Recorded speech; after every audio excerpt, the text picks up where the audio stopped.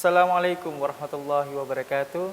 Waalaikumsalam. Dan selamat pagi pemirsa yang dirahmati Allah Subhanahu wa taala, pemirsa Satyana TV Sosial dimanapun Anda berada.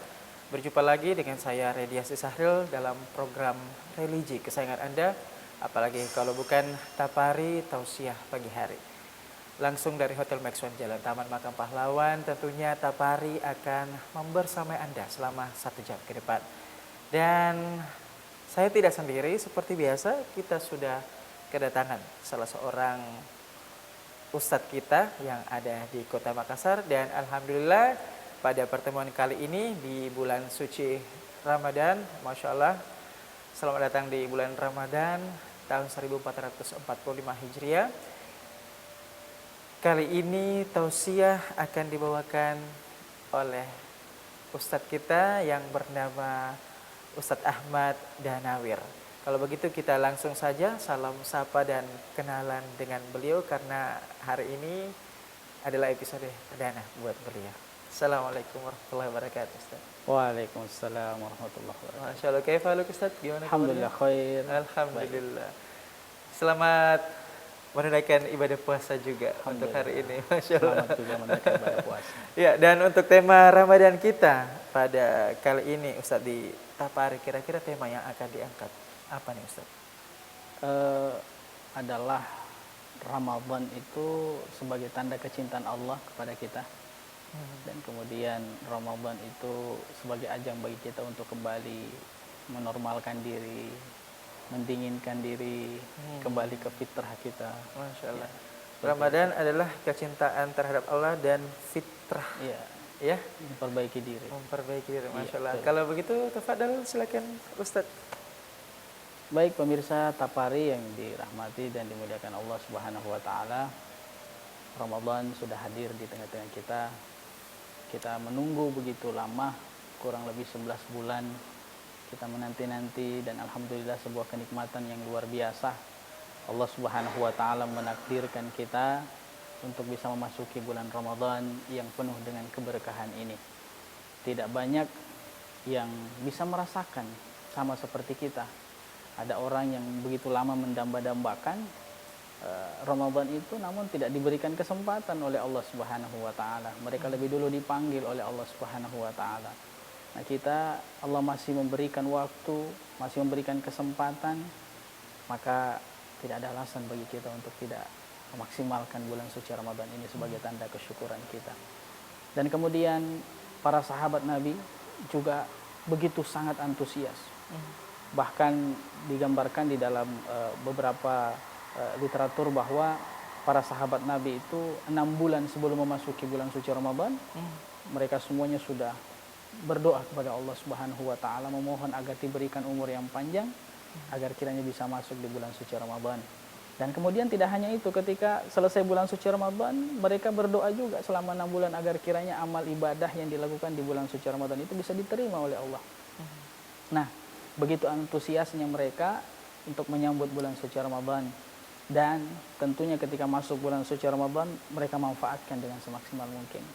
Nah, ini menjadi pelajaran bagi kita juga, karena tidak mungkin mereka memaksimalkan kalau tidak tahu bahwa Ramadan itu begitu mulia. Ya. Di mana di antara kemuliaan-kemuliaannya adalah dijelaskan bahwa Ramadan itu adalah syahrun mubarak. Bulan yang penuh dengan keberkahan. Apa sih yang dimaksud? Keberkahan itu adalah kebaikan yang mendatangkan kebaikan. Ya. Sebagaimana kita lihat di bulan suci Ramadan ini, kita begitu mudah berbuat baik. Ya.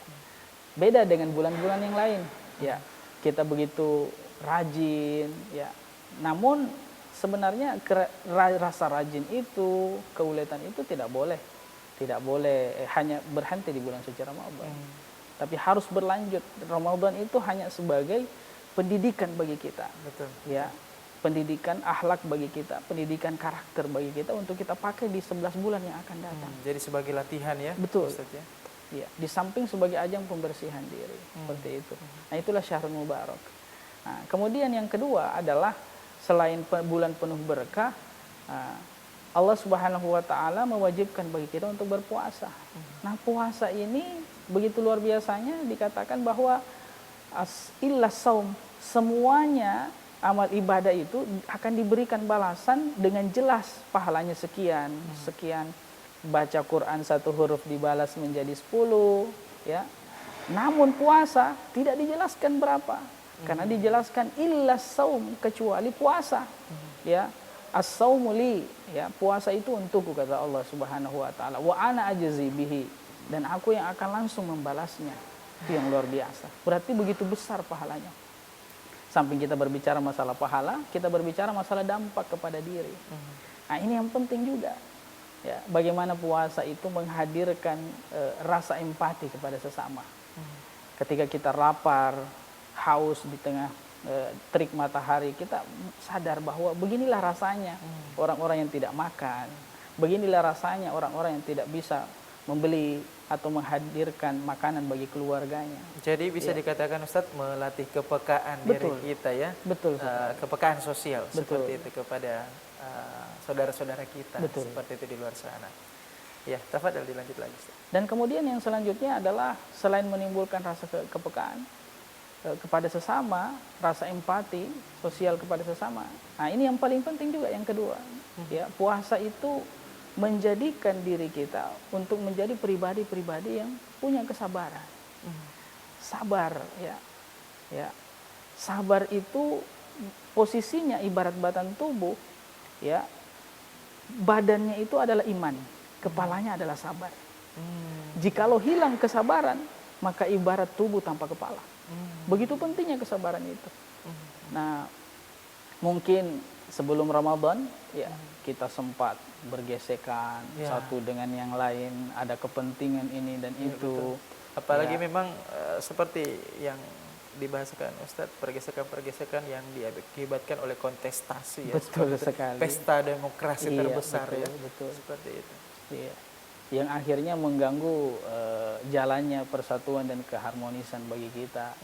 Ya, bahkan tidak jarang kita melihat adanya cacian, makian di media sosial antara satu pendukung dengan pendukung yang lain. Betul. Yang mana secara realita mereka berteman, mereka bersahabat, tapi dengan beda pilihan semua merembek, ya kan, kemana-mana.